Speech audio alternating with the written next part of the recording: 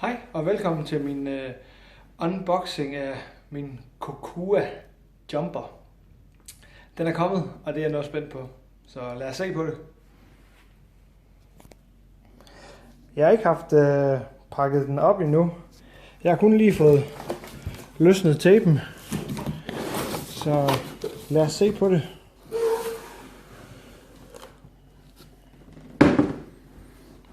Ja. Den ligger jo flot der.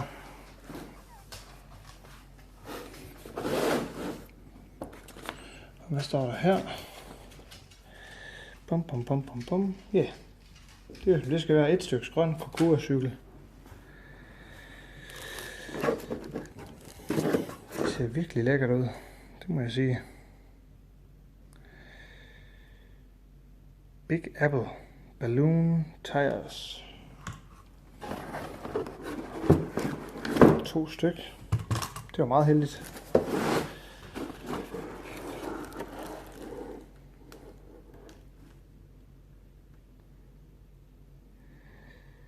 Dejligt skinnende og flot pakket ind. Rigtig fin indpakning faktisk. En rigtig fin transportkasse, synes jeg man får den i. Så har vi den her såkaldte tandbeskytter. Et styr.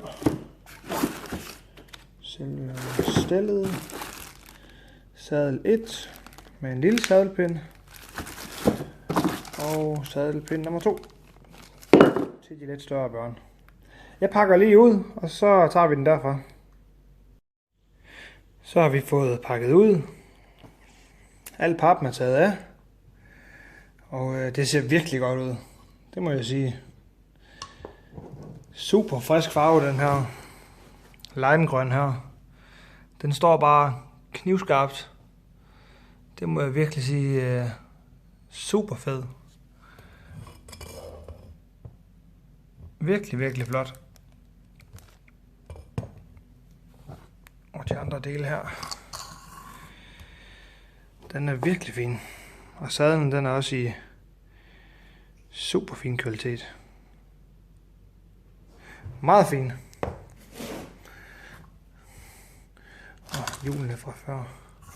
Så den glæder jeg mig til at komme i gang med at samle. Jeg glemte helt at sige, at der følger sådan en rigtig fin brugsanvisning med her.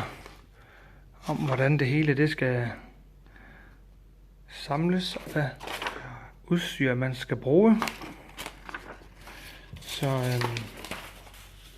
jeg går så småt i gang med at skrue den sammen. Jeg skal starte med styret. Står der på instruktionsbogen, så det prøver vi.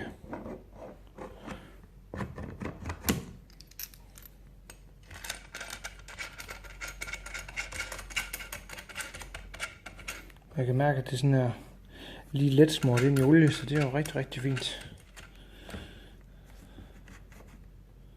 Det kører helt fantastisk det hele. Så har vi fået det hele styret sat på. Jeg kan se, at der kommer sådan lige så stille olie ud, når man begynder at stramme hister her. Det er jo rigtig, rigtig fint. Og der er tænkt på det. Jeg lader mærke til den her lille ting her. Det har jeg ikke set før. Der sidder jo bare sådan en lille fjeder hernede. Sådan en lille elastik gummiring, som jeg går ud fra giver sådan et slags, hvad kan man sige, lidt hjælp til at rette op. Den går så for, ja, den kan man så tage af, hvis man ikke ønsker det. Men en fin lille tanke, at der er lidt hjælp på. Næste, det må være sadlen. Det var jo meget nemt, i og med at der var sådan en quick release. Så det tog jo ikke 10 sekunder at sætte den på. Sådan. Sæt hjulene i for- og baggaflerne og spænd møtrikkerne hårdt. Det prøver vi. Og der skal man lige være opmærksom på, at der er altså en rotationsretning på hjulene. Således der. så vi lige får den sat på rigtigt. Så jeg har brugt sådan en 13'er top, nej 15'er er det, og spændt dem godt. Og så hører der sådan nogle små beskyttere med, der lige ryger på. Så lige lægger den ned her, sådan, så ryger lige sådan nogle små beskyttere der på. Smart. Og en til den anden side også.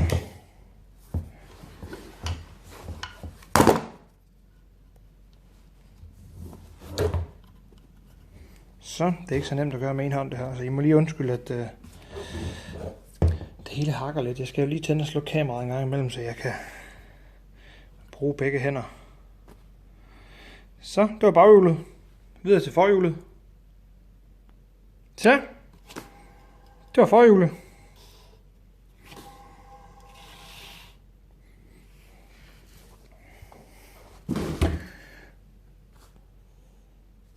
Nu kan den så ikke stå op selv mere.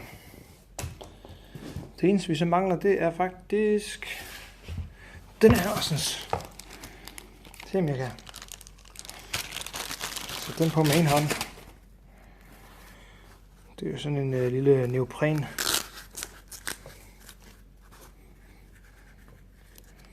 Så lige til at beskytte.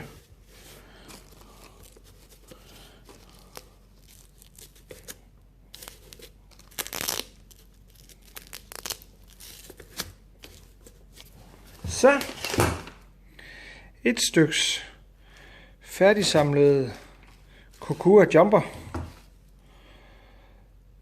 Den vejer ingenting. Hvad er det der står i papirerne? Det er 3,4 eller 3,7 kilo. Det kan jeg ikke engang huske, men som det vises her i en arm strækt. Den vejer ikke meget.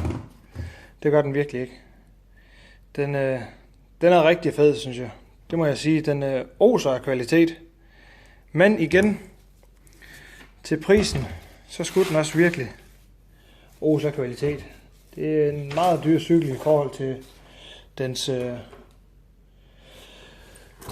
kan vi kalde det konkurrenter eller andre produkter på markedet. Der kan købes diverse udstyr til den, også bagskærm og lys og bremse. Og jeg blev frarådet bremsen af forhandleren.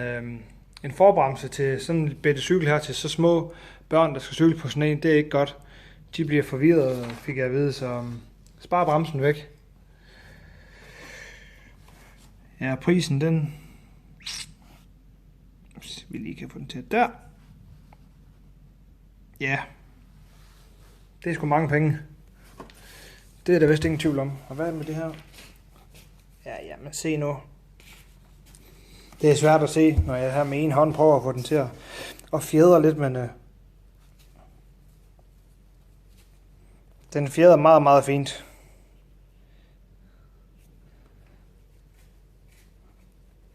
Så der kan man også godt fornemme, at det er faktisk noget blødere, end jeg lige troede, det gummi her. Det ser ret stivt ud på internettet, men det er meget let film, der er af den, så det er derfor, jeg lige laver den her. For jeg synes jeg godt selv kunne have tænkt mig, at der var en film af den, af en, der lige samlede den og rørte lidt ved den, så man kunne se, hvordan og hvorledes. Ja. Vi må se, om ikke jeg kan lægge en lille demonstration op af, hvor der er en, der kører på den. Det kan jeg ikke rigtig selv vise. Så tak fordi I fulgte med.